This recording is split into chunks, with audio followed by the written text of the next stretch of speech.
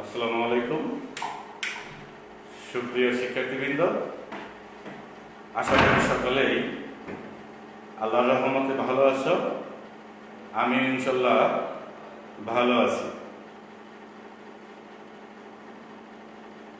জামালপুর সরকারি বালিকা উচ্চ বিদ্যালয় কর্তৃক আয়োজিত আজকের এই অনলাইন ক্লাসে অষ্টম শ্রেণীর সকল শিক্ষার্থীদেরকে স্বাগত। আশা করি যে যেখানে আছো এই করোনাকালীন সময়ে ভালো আছো, সুস্থ আছো, সুন্দর আছো। প্রিয় শিক্ষার্থীরা, আমি আজকে তোমাদের গণিত ক্লাস নিয়ে উপস্থিত হয়েছি। আমরা গত ডেটে পিথাগোরাসের বিকল্প পদ্ধতি নিয়ে আলোচনা করেছিলাম। আজকে আমরা পিথাগোরাসের উপপাদ্যের বিকল্প প্রমাণ নিয়ে আলোচনা করব। প্রথমটা ছিল আমাদের সমকোণী ত্রিভুজের সাহায্যে, পরেরটা ছিল সদৃশকোণী ত্রিভুজের সাহায্যে, আজকে হলো বীজগণিতের সাহায্যে।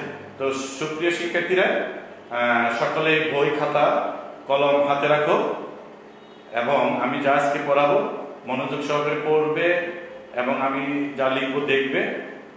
আশা করি তোমাদের অনেক উপকার হবে। যদি কারো কোনো সমস্যা হয় তোমরা কমেন্ট করবে, পরবর্তী ক্লাসে আমি বোঝানোর চেষ্টা করব। তো প্রিয় শিক্ষার্থীরা, সকলেই বই খুলো। পৃষ্ঠা নম্বর হইল 143। পৃষ্ঠা নম্বর 143।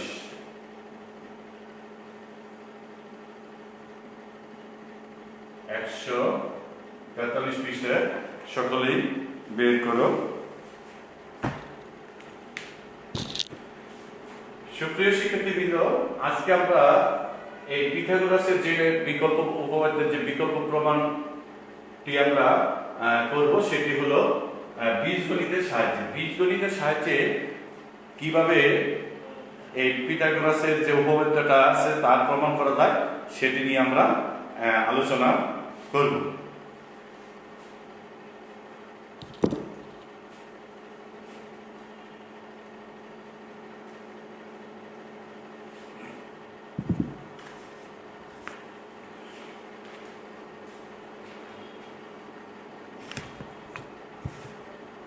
বিশেষ নির্বাচন, তার আগে আমরা একটু চিত্র আর্ট করলে তোমরা বুঝতে পারবে এই চিত্রটা।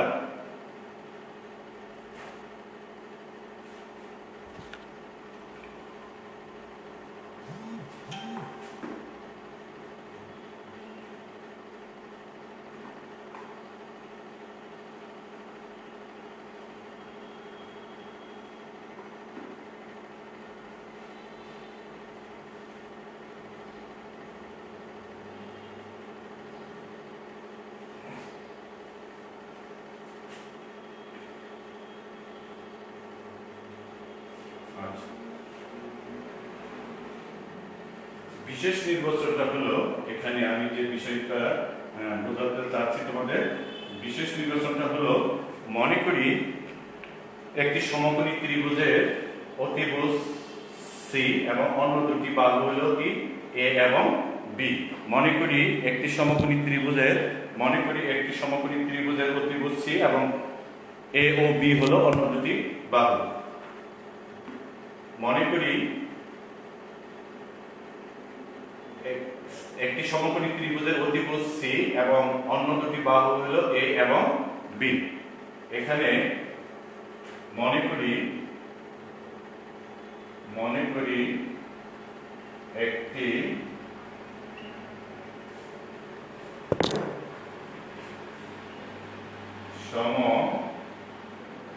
সমকোণী ত্রিভুজের অতিভুজ সি এবং এ ও বি অন্য দুইটি বাহু।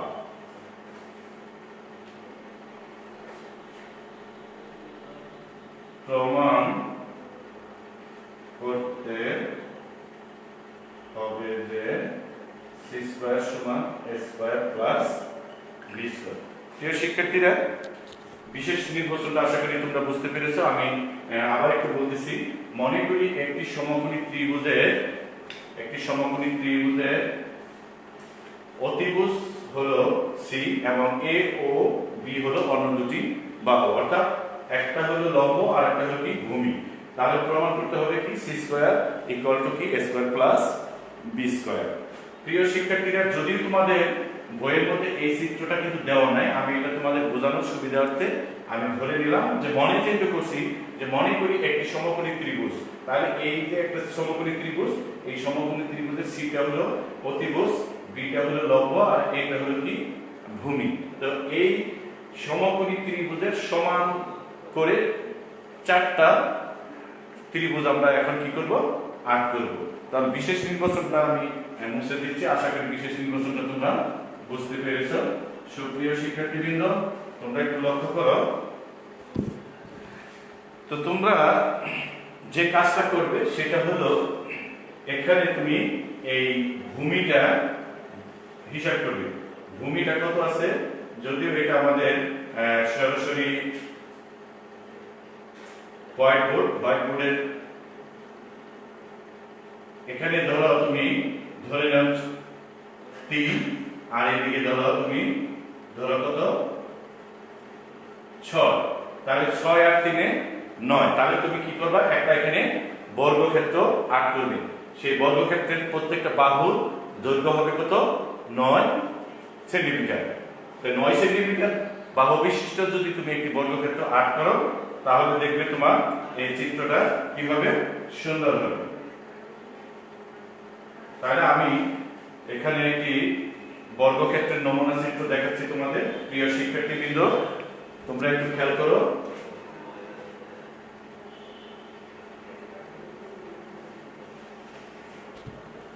বর্গক্ষেত্র কিভাবে আঁক করতে হয় এটা আমরা সবাই জানি, আমি সেই বিষয়ে আর কথা বাড়াচ্ছি না।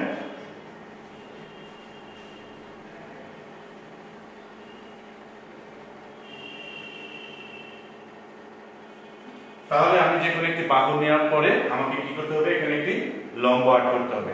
লম্ব আঁক করার পরে এই বাহু সমান কেটে নিতে হবে। তারপরে এখান থেকে এই বাহু সমান এখানে একটা আর এই বাহু সমান এখান থেকে এখানে একটা নিতে হবে। তাহলে আমরা সেটা কি পেয়ে যাব, একটি বর্গক্ষেত্র পেয়ে যাব। তো বর্গক্ষেত্র সবাই আঁক করতে পারো আমরা জানি।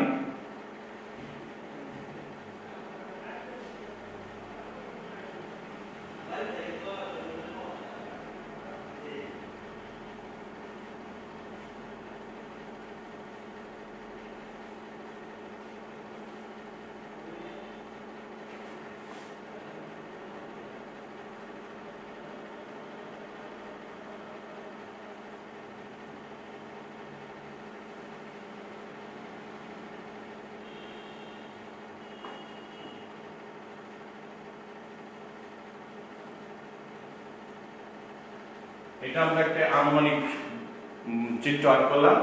তো এখন আমরা যে কাজটি করব অঙ্কন, অর্থাৎ অঙ্কনটা হচ্ছে আমাদের প্রদত্ত ত্রিভুজটির সমান করে, অর্থাৎ এই যে আমরা এখানে যে একটা ত্রিভুজ নিয়েছি এই ত্রিভুজটির সমান করে আমরা প্রদর্শিত উপায়ে এখানে চারটা ত্রিভুজ কি করব আঁক করব। তাহলে আমাকে একটা জিনিস খেয়াল করতে হবে, আমি এখানে ভূমি নিয়েছিলাম কত 3। তাহলে আমি বাম দিক থেকে শুরু করব, বাম দিক থেকে শুরু করে 3। তারপরে এখানেও আমি কি ঠিক ওইভাবে নেব কত, এখানেও নেব আমি 3, এখানে আমি নেব কত 3। তারপরে এখান থেকে আমি কত নেব, এখানে থেকে নেব আমি 3, এখান থেকে আমি কত নেব 3 নেব। হ্যাঁ, আচ্ছা, তারপরে আমি কি করব, এই বিন্দুগুলো পরস্পর কি করে দেব, যোগ করে দেব।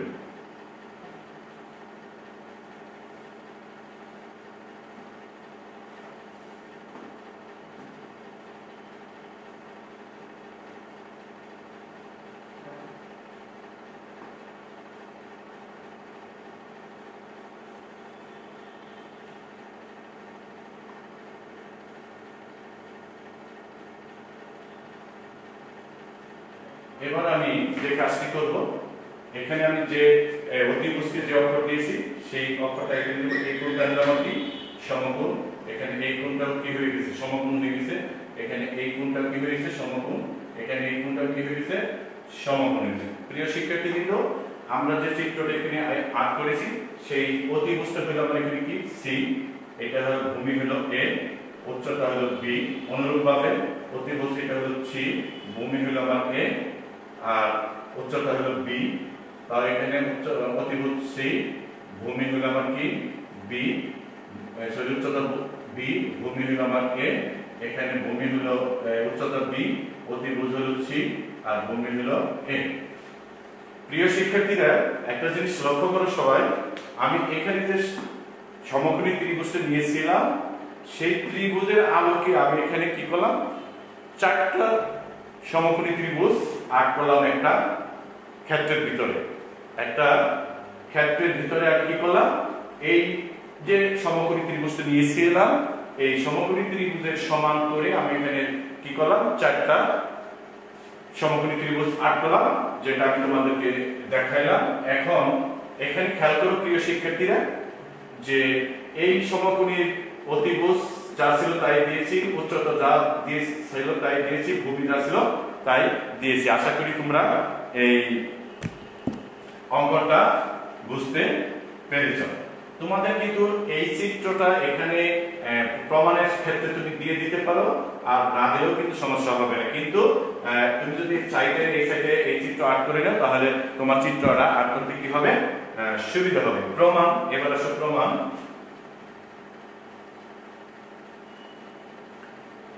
প্রমাণে আসো ধাপ 1।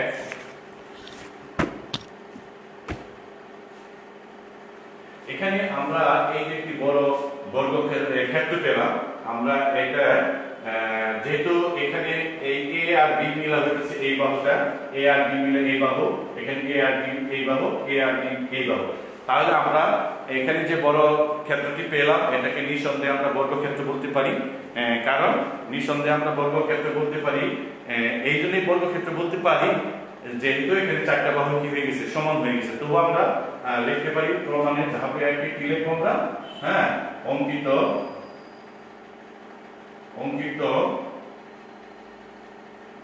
বড় ক্ষেত্রটি, অঙ্কিত বড় ক্ষেত্রটি একটি কি, অঙ্কিত বড় ক্ষেত্রটি বর্গ ক্ষেত্র।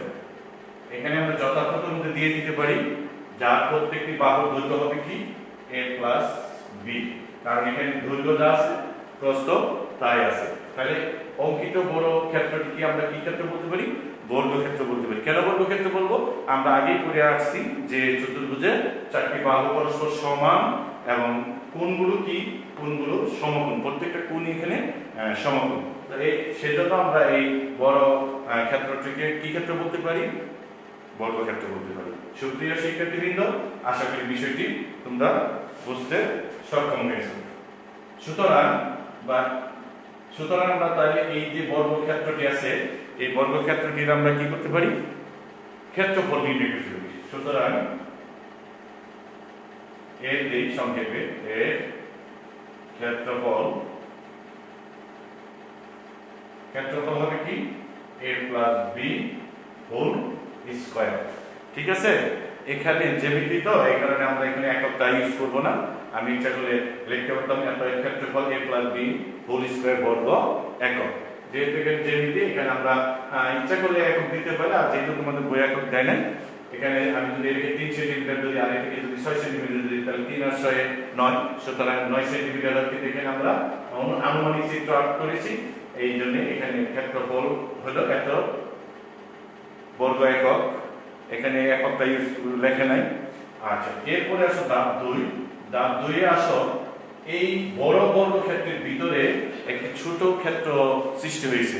এই ছোট ক্ষেত্রটিতেও আমরা দেখতেছি যে এখানে এই প্রত্যেকটা বাহু সি, এখানে সি, এখানে সি, এখানে সি। তাহলে আমরা নিঃসন্দেহে বলতে পারি এই ছোট যে ক্ষেত্রটা এখানে সৃষ্টি হয়েছে সেটিও একটি কি ক্ষেত্র, বর্গ ক্ষেত্র। তাহলে আমরা 2 নম্বর ধাপে লিখতে পারি যে ছোট ক্ষেত্র টি ছোট ক্ষেত্রটি একটি বর্গ ক্ষেত্র যার প্রত্যেকটি বাহুর দৈর্ঘ্য হলো কত সি, যার প্রত্যেকটি বাহুর দৈর্ঘ্য হচ্ছে কত, যার প্রত্যেকটি বাহুর দৈর্ঘ্য হচ্ছে সি। তাহলে সুতরাং এই ছোট ক্ষেত্র বর্গ ক্ষেত্রটির ক্ষেত্রফল কত, সুতরাং এর ক্ষেত্রফল তার কি হবে সি স্কয়ার, এত বর্গ একক।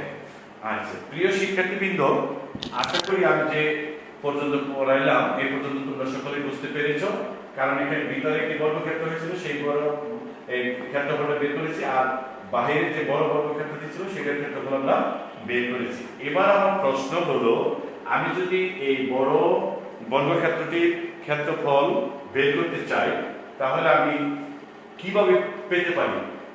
আমি যদি বলি যে এই ছোট বর্গক্ষেত্রের ক্ষেত্রফল যোগ হলো 1 2 3 4, এই চারটি বর্গক্ষেত্রের এই কি সমকোণী ত্রিভুজের ক্ষেত্রফল, তাহলে কি হবে ইকুয়াল হবে। তাহলে আমরা 3 নম্বর ধাপটাতে কি লিখতে পারি? 3 নম্বর ধাপটাতে লিখতে পারি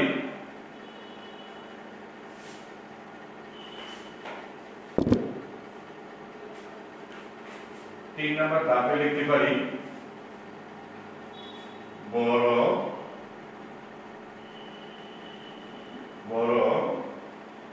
বর্গক্ষেত্রের ক্ষেত্রফল সমান হবে কি, তোমার চারটি ত্রিভুজ ক্ষেত্র ও ছোট বর্গক্ষেত্রের ক্ষেত্রফলের সমষ্টি সমান। তাহলে বড় বর্গক্ষেত্রের ক্ষেত্রফল হবে চারটি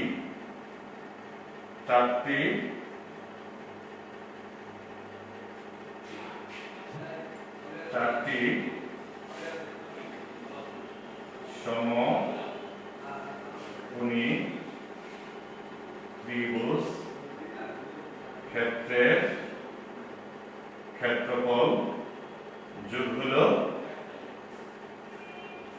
ছোট বর্গ ক্ষেত্রের ক্ষেত্রফল।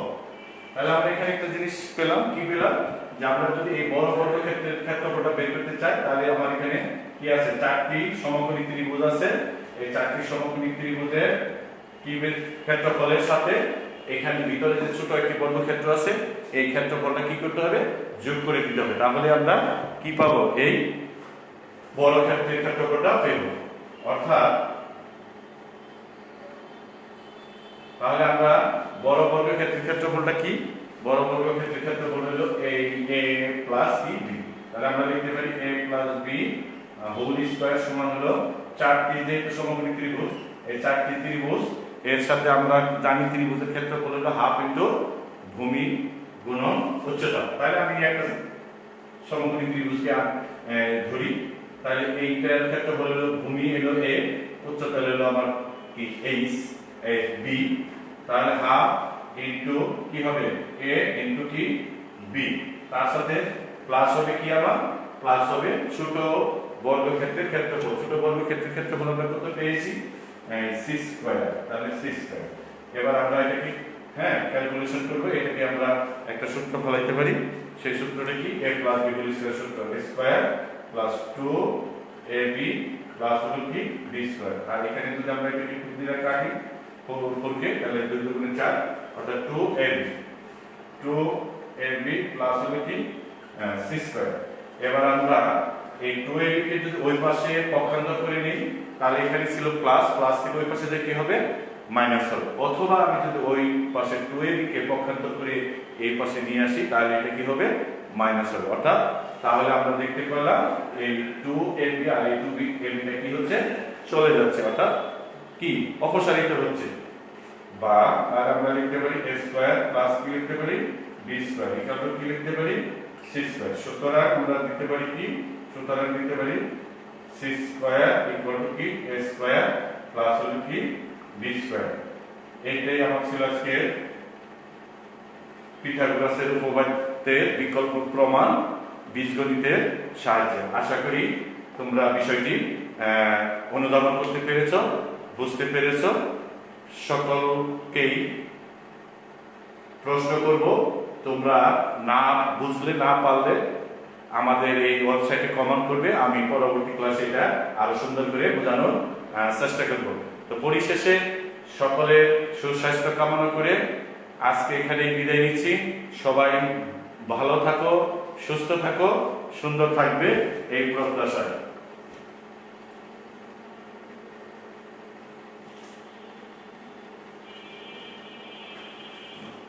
সবাই ভালো থাকো, আল্লাহ হাফেজ।